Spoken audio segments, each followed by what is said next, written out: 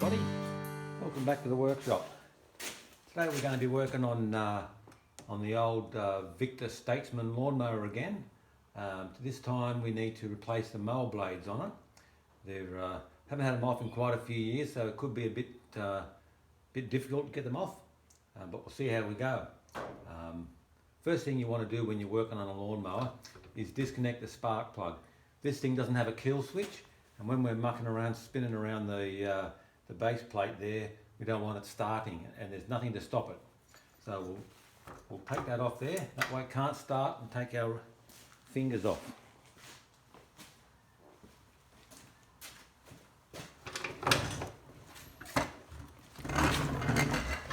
You'll also notice on the back of this mower, it's got a sign here that says, you can see that there, tilt down 90 degrees. When you're tipping it up on its side, this is a 4-stroke mower.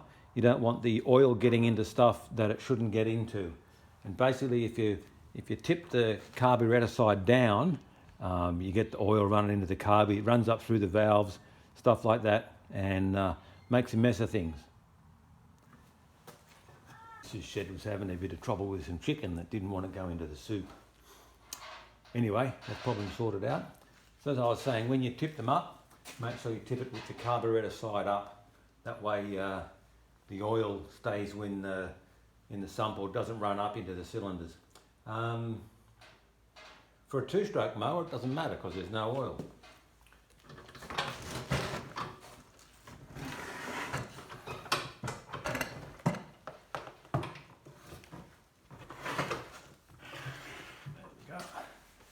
Get you guys around here a bit where you can see. I bought some blades online. Saw chain. Fair enough. These were 12 bucks. For 12 bucks, I've got 2 sets of blades with nuts and bolts and washers. Important thing when you're changing mower blades is that you always replace the nuts. They're nylock nuts, and generally speaking, you're only supposed to use a nylock nut once. You want to make damn sure these things never come off because they're going to get you right in the ankles.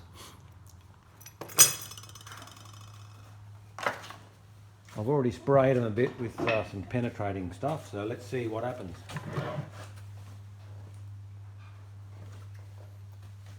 Nuts around the back here. What have we got in there? I'm going to need to get an Allen key. Stand by. Full of dirt size.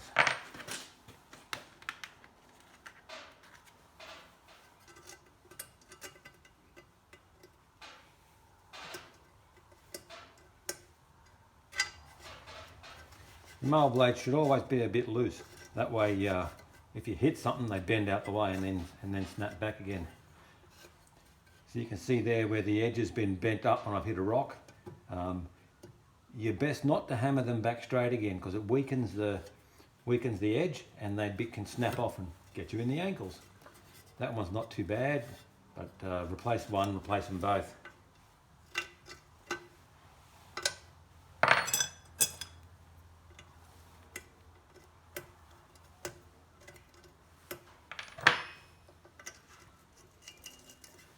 Might get something to spray in there.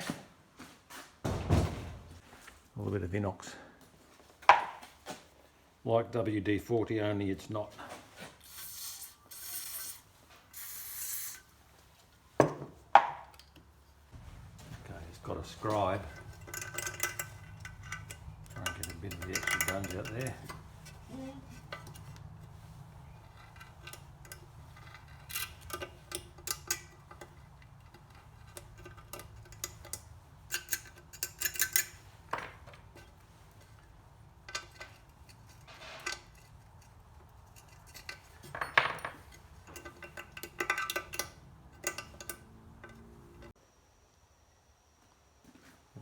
Given it a bit of a blast and had a bit more of a pick in there. I think I can just get it started. Nothing that a hammer won't fix. I won't get Monday out. I'll get my smaller engineer's ball peen hammer.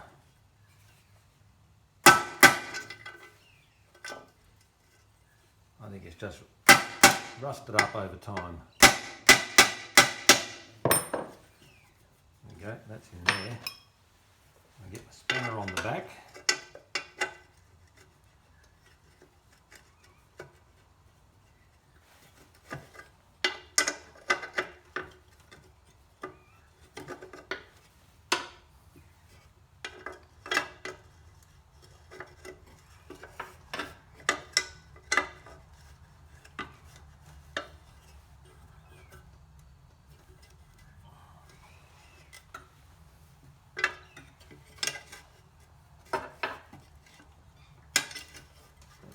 Blade out the way like that.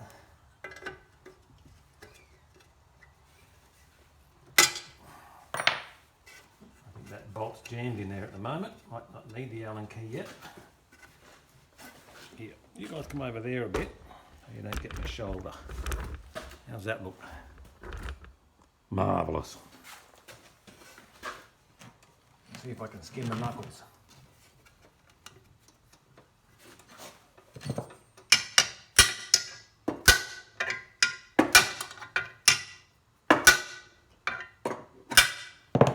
Moves, but I wonder whether the whole thing's spun around. Oh, it's coming off.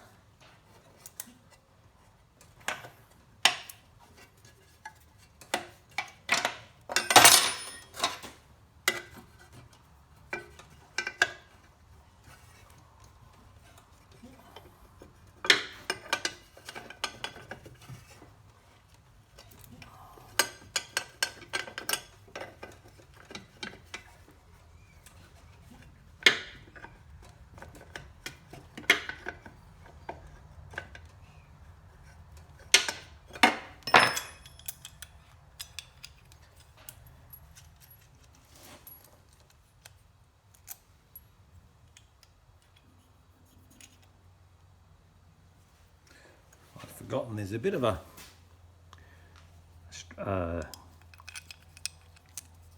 flat on these bolts right up here, and I think the plate there at the bottom must have a slot in it where those are sitting in the slot so the bolt can't spin. So hopefully that's what's hanging onto it and why I don't need the Allen key in there.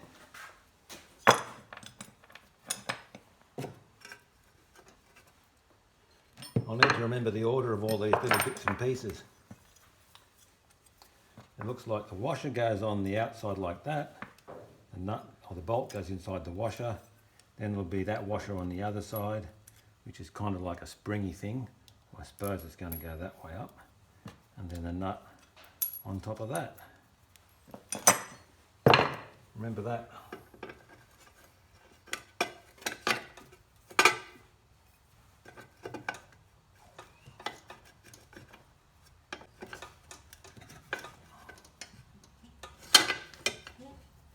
Feel the compression there, so you certainly wouldn't want it to start while you're doing this. Stranger things have happened.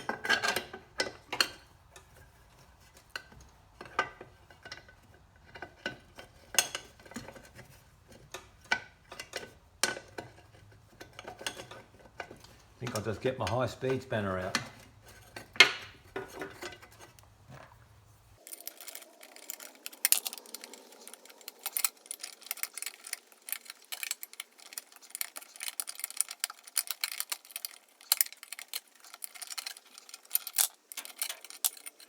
That washer looks pretty flat, doesn't look like a springy washer. That's how it was, like that.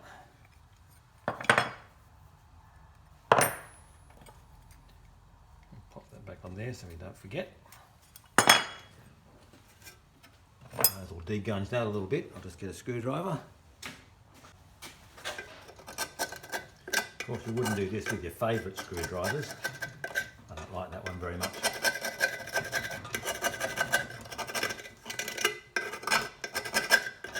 There's a bit of a slot to that hole so that the bolt can't spin. Now before I take the other one off, I'll put this one on just to make sure I don't do something stupid and put it on backwards or something like that.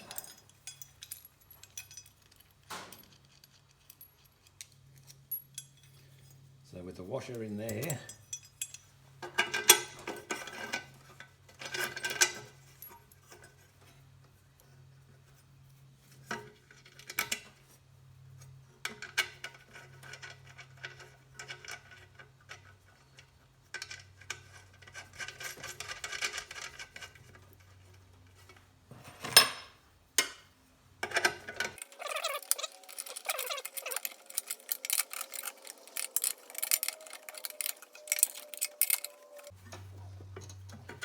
don't want to clamp the shit out of it because you want these things to still move.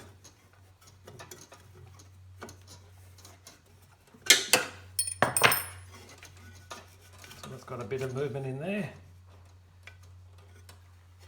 I won't bore you with the other side, I'll bring you back when that's done.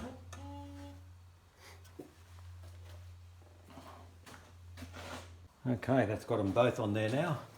I did tighten them both a little bit more than you saw in the first bit. You can just get them to move. One thing you'll notice, if I bring you around further a bit round here, see that slot there? Get my light out the way.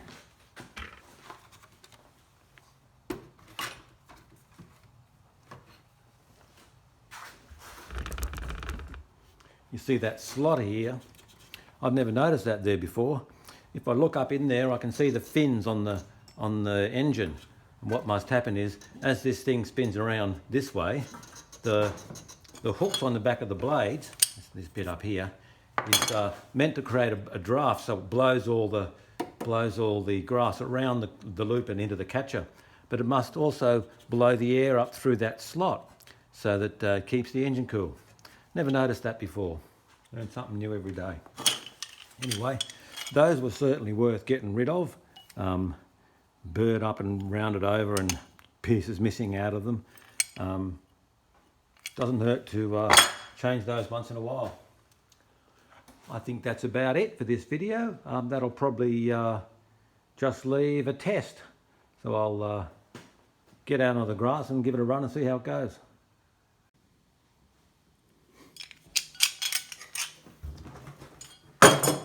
Best place for those.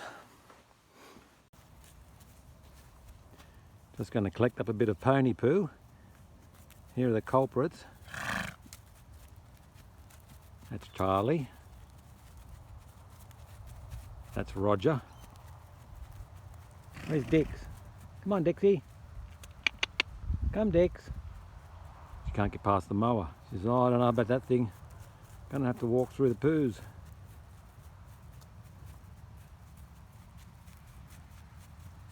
They're just going out for a bite to eat.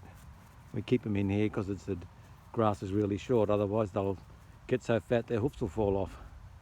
So we let them outside in that little bit. And they eat out there for an hour or so, then we put them back in again. Anyway, let's see if I can start the mower. I have to warn you, this thing is guaranteed to start. And I did remember to put the spark plug lead back on again.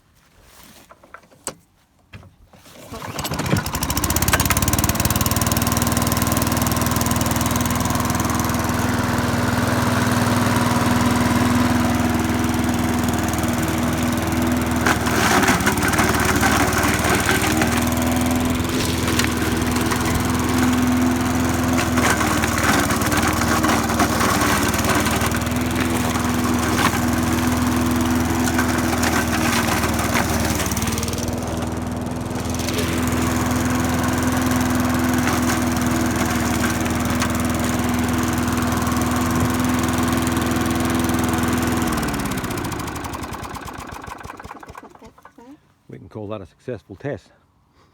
Smells a bit like the Easter show. Only people from Sydney would know what I'm talking about. Pretty much filled the catcher up. If your blades are buggered, then you won't fill it up.